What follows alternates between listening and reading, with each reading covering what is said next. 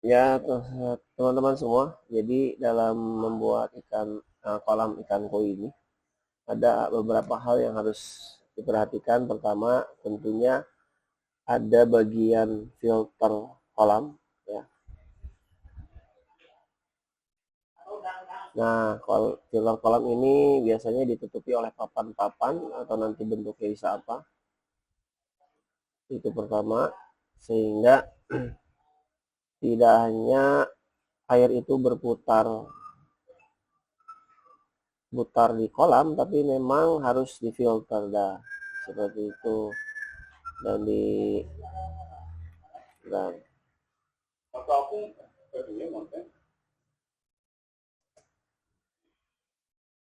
di kolam seperti ini. Jadi kita membuat kolam idealnya kedalaman 1 meter.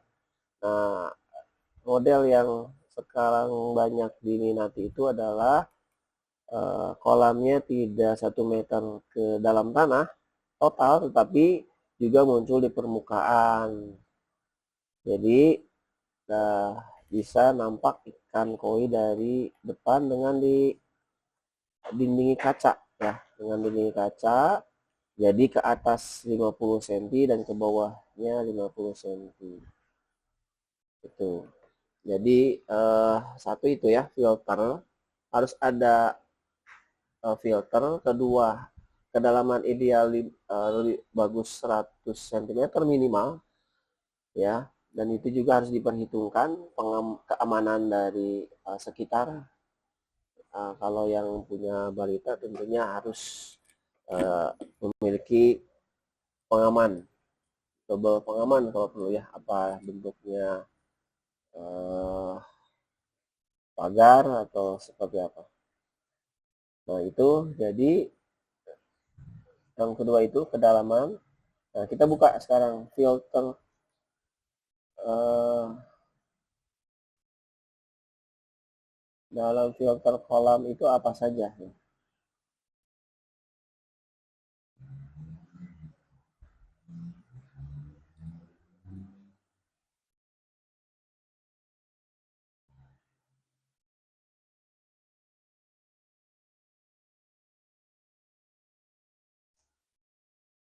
Sebentar. Oh, ini.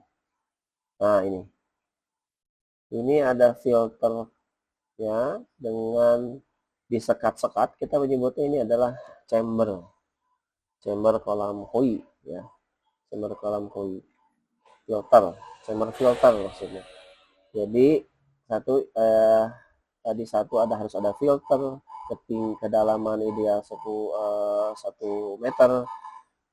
Nah, lalu besaran filternya itu minimal di 1/3 dari luas volume kolam ikan yang utama. Nah, lalu yang paling penting ini adalah eh, pemipaan, ya, pemipaan dari kolam tersebut, gitu ya. Kalau kita lihat di sini,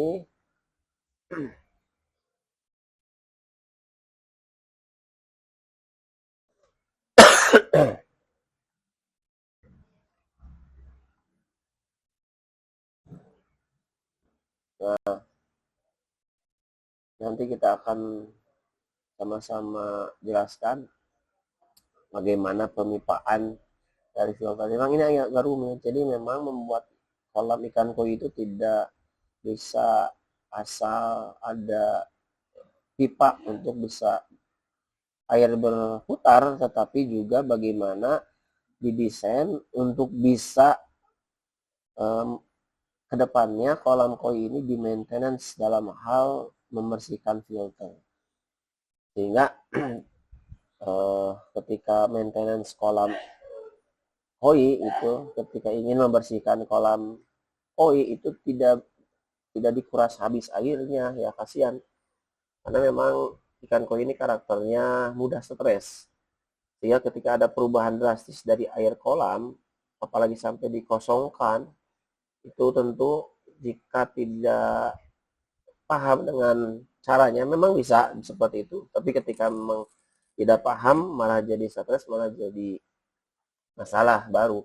Sehingga kalau membuat kolam ikan koi ini lebih baik konsultasikan kepada yang paham bagaimana filterisasinya dan juga bagaimana maintenance kedepannya mudah, sehingga pengurasan kolam itu sebetulnya hanya perlu kita hanya membersihkan filternya saja gitu ya, tanpa harus mengganggu ikannya gitu. Jadi ada apa saja sih? Pertama harus ada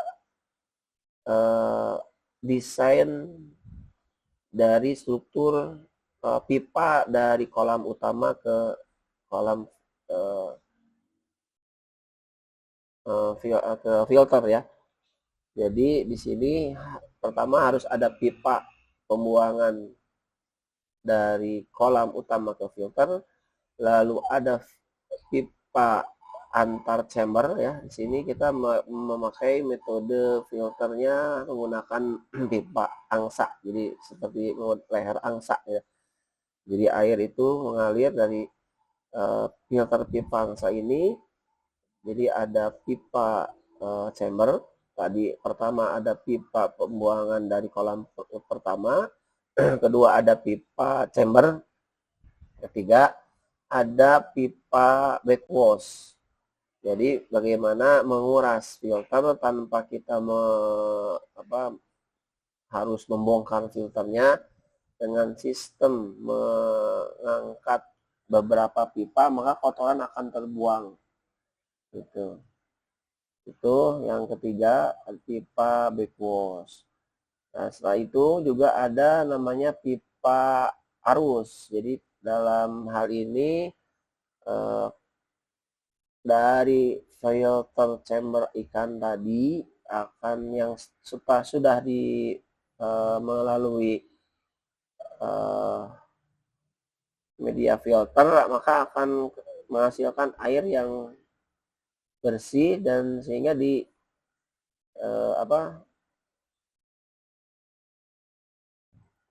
akan disalurkan kembali ke kolam utama. Nah, masuk ke kolam utamanya ini ada melalui dua cara. Pertama bisa melalui waterfall ya, air terjun, sehingga menambah estetik dari kolam itu. Juga ada keluar ke arus, menjadi arus di kolam, sehingga ada perputaran air yang membuat air kotoran yang di bawah ini berputar, tidak mengendap di salah satu sisi. Dan jangan lupa nanti di kolam utamanya pun harus dibuat miring ke tengah ke pipa pembuangan gitu ya. Itu yang keempat ya, dari pipa utama, pipa chamber, pipa backwash. Yang keempatnya adalah pipa ke kolam utama, itu dari waterfall. Kelimanya pipa ke arus. Dan ada lagi yang penting di sini adalah pipa skimmer ya.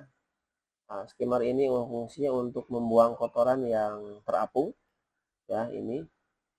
Dan juga ada pipa pembuangan kolam overflow. Jadi kalau ada air terlalu banyak, ini kaitan dengan kolam yang outdoor, sehingga kolam itu dijaga permukaan airnya tetap tidak terlalu meluap. Ini khawatir nanti ikan koi akan loncat kalau sampai air penuh, sehingga dibuatlah overflow mengikuti saluran pembuangan dari rumah ada di sebelah mana. Nah itu ya, itu dari pemipaan.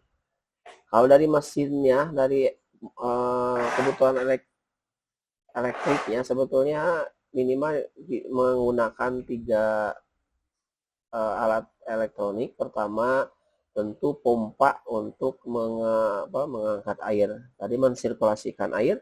Ini pun harus ada perhitungannya, jangan terlalu kecil, jangan terlalu besar, sehingga filterisasi akan sesuai efektif gitu ya.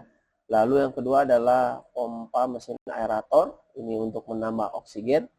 Oksigen ini juga untuk tidak hanya ke dalam kolam utama, tapi juga ke saluran filter harus ada oksidasi dari filter yang mengandung bakteri baik tentunya. Jadi sebetulnya pemipaan tadi ada satu lagi, yang keenam adalah pemipaan aerator udara. Jadi tadi itu banyak ya begitu. Jadi memang satu ada pipa pembuangan, ada pipa chamber kedua, ketiganya ada pipa backwash di bawah, keempatnya ada pipa water valve, kelima ada pipa arus, yang keenam ada pipa aerator. Nah, ini seharusnya dipahami dari awal sebelum teman-teman merencanakan membangun kolam ikan koi. Nanti kalau ada yang mau dibantu bagaimana desainnya dengan ukuran yang persis yang ada teman-teman ingin bangun kolam, silakan nanti hubungi saya untuk bisa dibuatkan model 3 dimensi seperti ini. Sehingga nanti yang bangunnya tidak asal ya. Karena kalau hanya digambarkan di atas kertas 2 dimensi agak rumit yang menjelaskan. Ya, belum lagi kemiringan kolam, belum kemiringan pipa, ya, lalu bagaimana besaran ukuran pipa, jumlah pipanya, posisi lubangnya di mana. Wah, memang agak rumit, tapi kalau sudah jadi itu kalau sesuai standar menurut kami sih puas gitu ya. Tidak ada kendala lagi dengan kolam, tinggal kita maintenance bagaimana memelihara ikan koi supaya besar, supaya warnanya cerah ke depannya. Itu mungkin part berikutnya nanti saya akan jelaskan bagaimana tahapan-tahapan dalam membuat kolam ini supaya bisa sesuai perencanaan model 3 dimensi. Terima kasih. Wassalamualaikum warahmatullahi wabarakatuh.